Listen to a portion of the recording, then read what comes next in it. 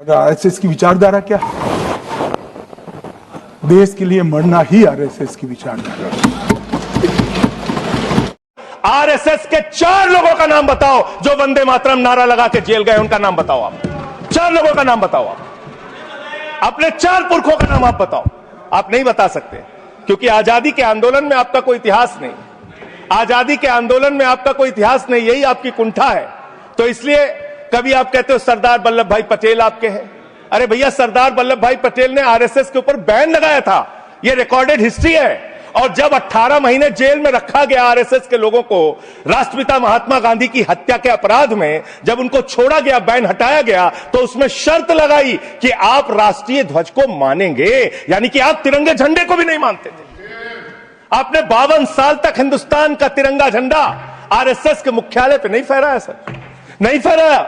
और 3 लोगों ने आरएसएस के मुख्यालय पर जब यह झंडा फहराया, उन तीनों के नाम मैं पढ़ रहा हूं, विजय, उन्मत, दिलीप, इन तीनों लोगों के खिलाफ आरएसएस ने एफआईआर दर्ज कराई। किस अपराध में? कि हमारे दफ्तर में तिरंगा क्यों फहरा दिया। और कितने साल तक मुकदमा लड़े? 13 साल तक मुकदमा लड़े। यह है आपकी असलियत।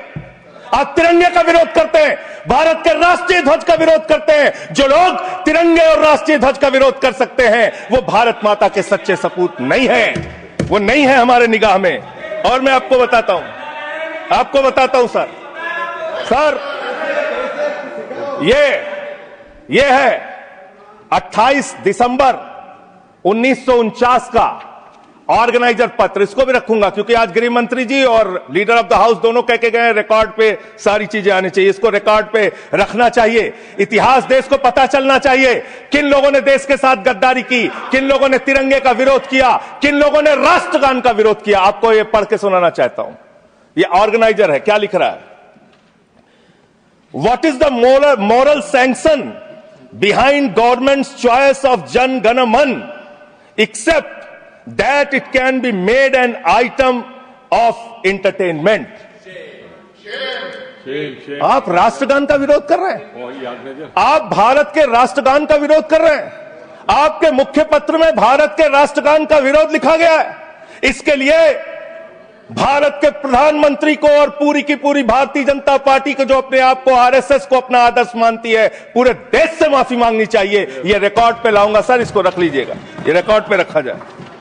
मान्यवर, फिर से बोल दे रहा हूं, 28 दिसंबर 1949 ऑर्गेनाइजर अखबार जो आरएसएस का मुख्य पत्र है, और इस आरएसएस के मुख्य पत्र में फिर से लिख दे रहा हूं, फिर से पढ़ दे रहा हूं क्या लिखा हुआ है। What is the moral sanction behind government's choice of Jan Gana Man?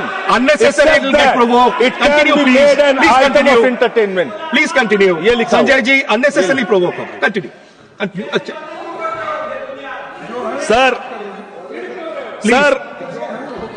मैं आपसे ये कहना चाहता हूं कि आपने तिरंगे का विरोध किया, राष्ट्रगान का विरोध किया, वंदे मातरम आपने लगाया नहीं कभी। कोई आपका व्यक्ति देश की आजादी के आंदोलन में जेल नहीं गया कभी। आपने कोई देश के लिए, हमारे यहां अवधि में कहावत है, नाखून कटाए के शहीद ना बना भैया।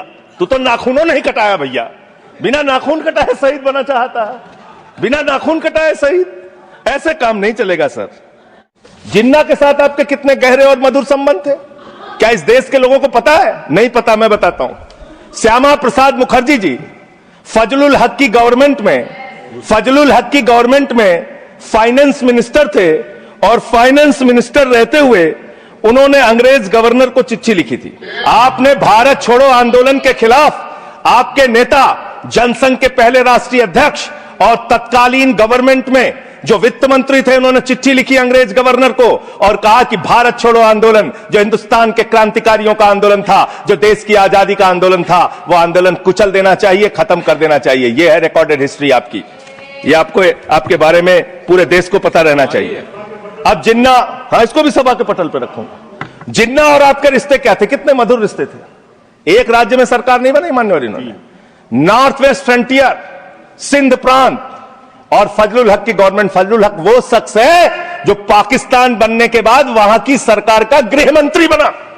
आपके रिश्ते उन लोगों के साथ थे, यह देश को पता होना चाहिए। इसलिए आप किसी को भी देशभक्ति का प्रमाण पत्र बांटने का काम मत कीजिए।